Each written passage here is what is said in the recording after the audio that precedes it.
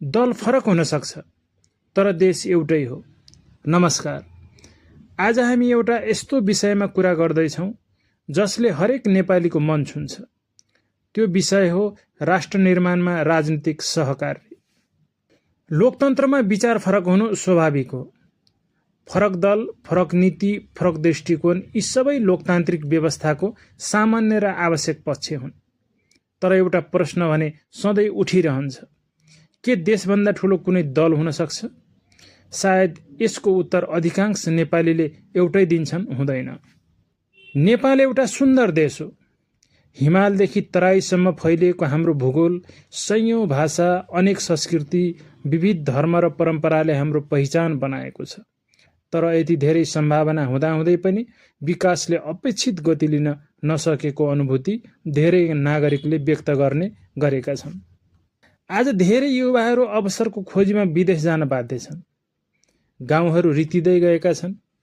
खेतीयोग्य जमिन बाँझिँदैछ। उद्योग धन्दा अपेक्षा अनुसार बढ्न सकेका छैनन्। नागरिकले राम्रो शिक्षा, स्वास्थ्य, रोजगारी र सुशासनको अपेक्षा राख्छन्।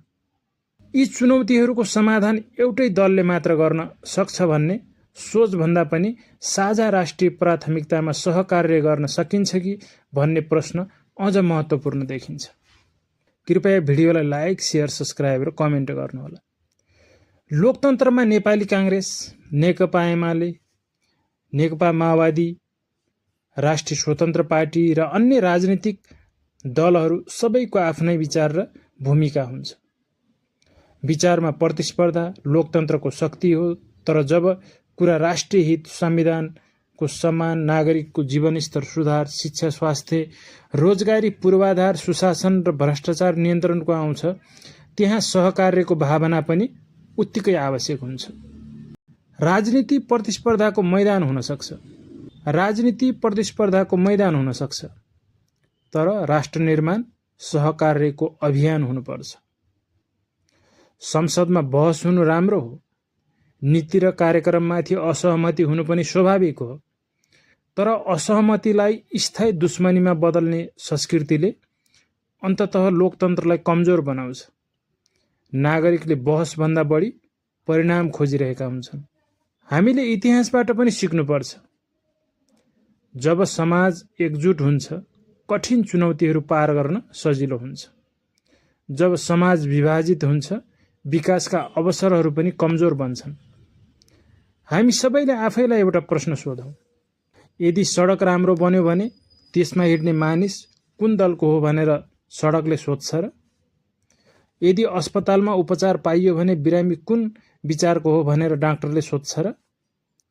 यदि विद्यालय राम्रो भयो भने विद्यार्थी कुन पार्टीको परिवारबाट आएको हो भनेर शिक्षकले छुट्याउँछ र?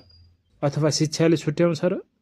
यदि विद्यालय राम्रो भयो भने विद्यार्थी कुन पार्टीको परिवारबाट आएको हो भनेर शिक्षाले छुट्याउँछ र? पक्कै पनि सोध्दैन। त्यसैले विकासको लाभ सबै नागरिकका लागि हुन्छ, विकासको कुनै पार्टी हुँदैन। नागरिकले पनि लोकतन्त्रमा महत्त्वपूर्ण भूमिका खेल्छन्।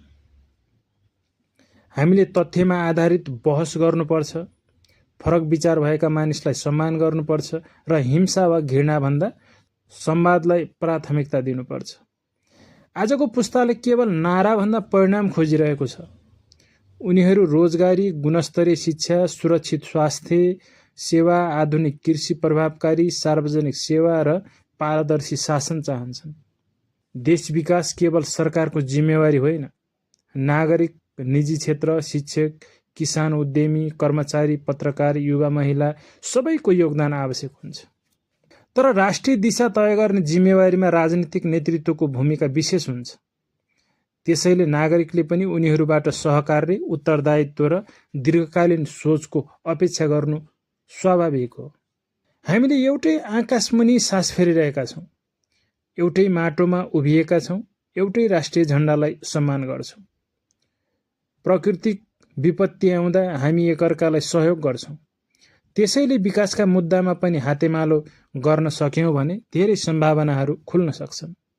प्रतिस्पर्धा रहोस्, तर सभ्य प्रतिस्पर्धा। आलोचना रहोस्, तर तथ्यमा आधारित आलोचना। विचार फरक रहन्, तर राष्ट्रप्रतिको प्रतिबद्धता साझा बनोस्।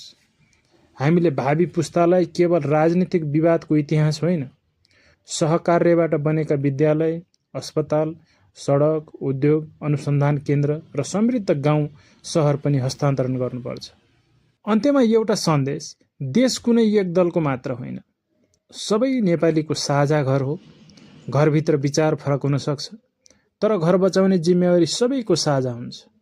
यसलाई फेरि एकपटक सुनौँ, देश कुनै एक दलको मात्र होइन, सबै नेपालीको साझा घर हो।